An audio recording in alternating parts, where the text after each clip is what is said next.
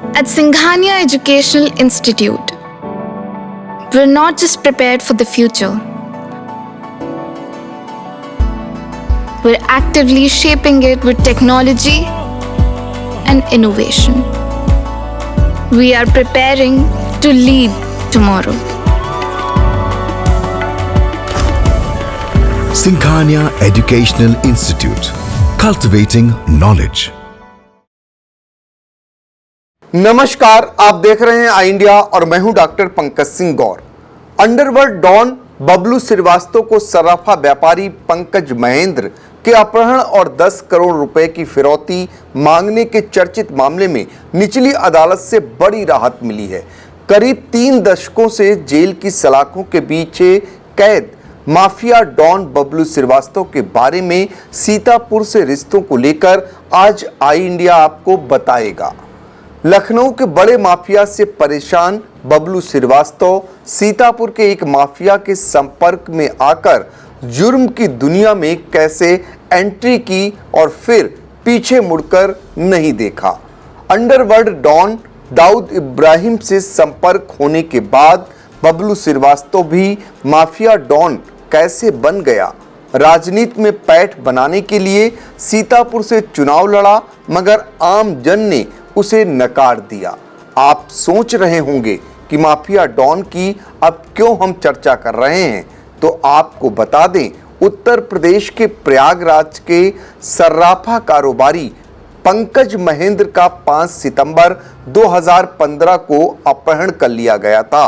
अपहरण के बाद परिवार वालों से 10 करोड़ रुपए की फिरौती मांगी गई थी। इस मामले में प्रयागराज की शहर कोतवाली में 10 लोगों के खिलाफ केस दर्ज किया गया था। आरोप था कि बबलू श्रीवास्तव ने जेल में रहते हुए अपहरण की साजिश रची थी और अपहरण का जिम्मा अपने करीबी रिश्तेदार व उसके गुर्गों को सौंपा था। हालांकि पुलिस ने व्यापारी पंकज महेंद्र को फतेहपुर से सकुशल बरामद कर लिया था। इस मामले में 21 लोगों के बयान दर्ज किए गए थे।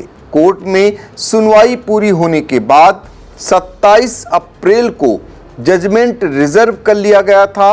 पिछले साल 16 अक्टूबर को इसी मामले में बयान दर्ज करने के लिए बबलू श्रीवास्तव को बुलेट प्रूफ जैकेट में लाया गया था। प्रयागराज गैंगस्टर कोर्ट के अपर सत्र न्यायाधीश द्वितीय विनोद कुमार चौरसिया की अदालत ने बबलू श्रीवास्तव को अपहरण मामले में दोष मुक्त करार दिया है। सभी धाराओं में बबलू श्रीवास्तव को बरी किया गया है। सह अभियुक्त संकल्प श्रीवास्तव को भी कोर्ट ने दोष मुक्त किया है, जो माफिया डॉन बबलू श्रीवास्तव का करीबी रिश्तेदार है। अब चलिए आपको माफिया डॉन बबलू श्रीवास्तव के मौजूदा हालातों के बारे में भी जानकारी दे देते हैं। पिछले 30 सालों से वह बरेली की सेंट्रल जेल में बंद है और बीमारियों से जंग लड़ता हुआ ऊपर वाले से रहम की भीख मांग रहा है। बताते हैं कि शुगर के कारण ब्लड प्रेशर समेत कई बीमारियां हो गई हैं। आंखों की रोशनी भी कम हो गई है। पिछले साल सर्जरी भी हुई है। इसी माफिया डॉन बबलू श्रीवास्तव का एक वक्त हुआ करता था जब उसके नाम से लोग कांपते थे, उससे जिंदगी के लिए रहम की भीख मांगते थे, मगर उसने तमाम लोगों को रहम की भीख नहीं दी। इसलिए किडनैपिंग किंग से अंडरवर्ल्ड तक में बबलू श्रीवास्तव का नाम गूंजने लगा। कभी दाऊद इब्राहिम का खास माना जाता था, फिर दुश्मन नंबर 1 हो गया था। लेकिन कहते हैं वक्त से बड़ा कोई नहीं होता। माफिया डॉन बबलू श्रीवास्तव का असली नाम ओम प्रकाश श्रीवास्तव है। वह उत्तर प्रदेश के उसी जिले गाजीपुर का रहने वाला है जहां माफिया मुख्तार अंसारी रहा करता था। बबलू के पिता विश्वनाथ प्रताप श्रीवास्तव जीटीआई में प्रिंसिपल थे। बबलू का बड़ा भाई विकास श्रीवास्तव आर्मी में कर्नल है। अब आइए आपको यह बताते हैं कि शिक्षित और नौकरी पेशा वाले परिवार का बबलू श्रीवास्तव अपराध के रास्ते पर क्यों चला गया। बताते हैं कि बबलू श्रीवास्तव भी आईएएस अथवा सेना का अफसर बनना चाहता था, मगर कॉलेज की राजनीति ने किडनैपिंग से अंडरवर्ल्ड तक पहुंचा दिया। वैसे तो बबलू श्रीवास्तव की जिंदगी काफी अच्छी चल रही थी। लखनऊ विश्वविद्यालय में लॉ का छात्र था। 1982 में लखनऊ विश्वविद्यालय में छात्र संघ का चुनाव हो रहा था। बबलू श्रीवास्तव का दोस्त नीरज जैन महामंत्री पद में उम्मीदवार था। कॉलेज में प्रचार जोरों पर था। छात्र नेताओं के दो गुटों में मारपीट हो गई। इसमें एक छात्र ने दूसरे छात्र को चाकू मार दिया। घायल छात्र का संबंध लखनऊ के माफिया अन्ना से था। अन्ना शुक्ला ने बबलू को आरोपी बनाकर जेल भिजवा दिया। बबलू श्रीवास्तव के खिलाफ यह पहला मुकदमा था। इससे उसके मन में नफरत की आग जलने लगी। वह जेल से छूट कर आया। उसके बाद अन्ना ने फिर स्कूटर चोरी के झूठे आरोप में जेल भिजवा दिया। पढ़ने के लिए भेजने वाले परिजनों ने बबलू से मुंह फेर लिया और उसकी जमानत भी नहीं कराई। बबलू को महीनों जेल में रहना पड़ा। इससे परेशान होकर बबलू ने अपना घर छोड़ दिया। वह हॉस्टल में रहने लगा। तभी अन्ना के विरोधी सीतापुर के माफिया रामगोपाल मिश्रा के वह संपर्क में आ गया। बताया जाता है कि बबलू श्रीवास्तव ने उस समय लंबे समय तक सीतापुर में भी समय बिताया और फिर जुर्म की दुनिया में एंट्री करते हुए पीछे मुड़कर नहीं देखा। बबलू श्रीवास्तव ने कॉलेज से लॉ की पढ़ाई जरूर पूरी कर ली थी, लेकिन अपराध की दुनिया में भी वह काफी आगे बढ़ चुका था। वर्ष 1984 से शुरू हुआ उसका अपराध का ग्राफ तेजी से बढ़ता जा रहा था। उत्तर प्रदेश समेत कई राज्यों में अवैध वसूली, हत्या जैसे मुकदमे दर्ज हैं। इसी बीच बरेली सेंट्रल जेल में बंद रहते हुए माफिया डॉन बबलू श्रीवास्तव ने राजनीति में भी अपनी किस्मत आजमाई। वर्ष 2005 में सीतापुर विधानसभा सीट से अपना दल से वह चुनाव लड़ा, मगर सिर्फ 25,000 मत मिलने से उसे हार का सामना करना पड़ा।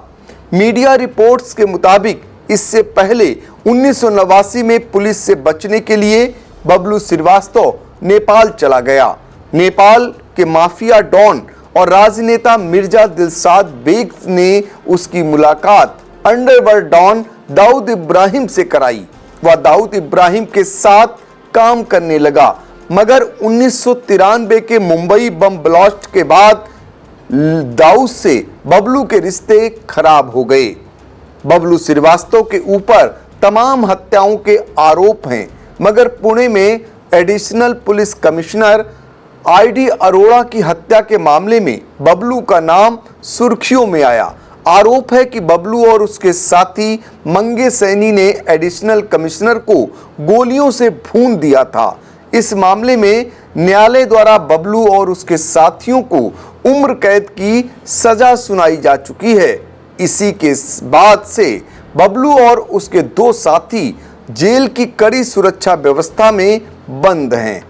बरेली के डीआईजी और यूपीएसटीएफ के संस्थापक सदस्य डीआईजी राजेश पांडे ने अपनी वीडियो सीरीज किस्सा गोई में सिलसिलेवार ढंग से बबलू श्रीवास्तव के बारे में बयां किया है, जिसमें उन्होंने कहा है उस दौर की बात है जब शताब्दी खत्म होने वाली थी, लेकिन लखनऊ की जराइम की दुनिया में एक नया गैंग मजबूती से कदम जमा रहा था।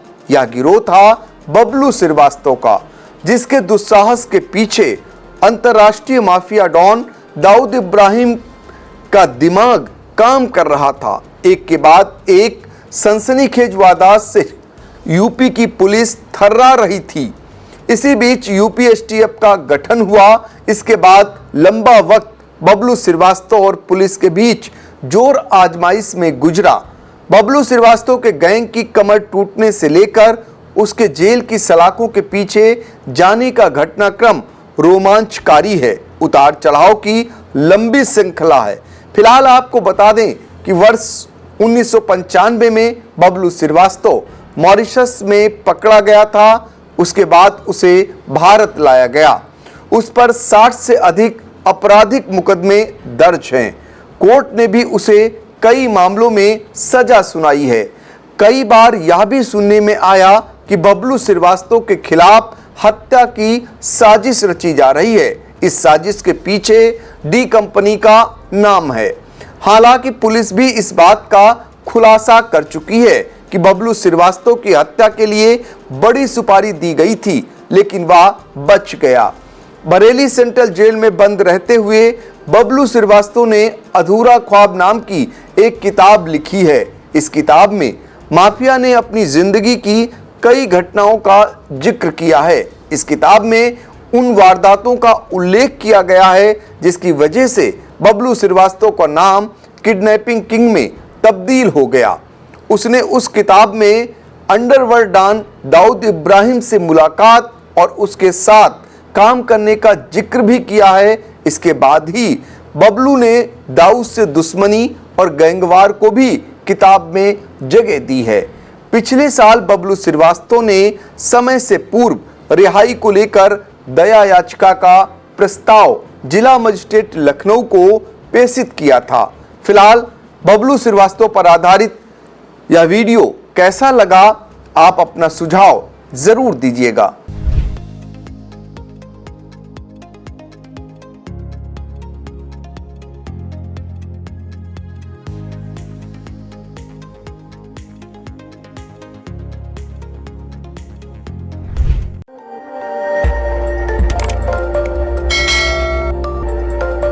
खबर आपकी, नजर हमारी। देखते रहिए आई इंडिया।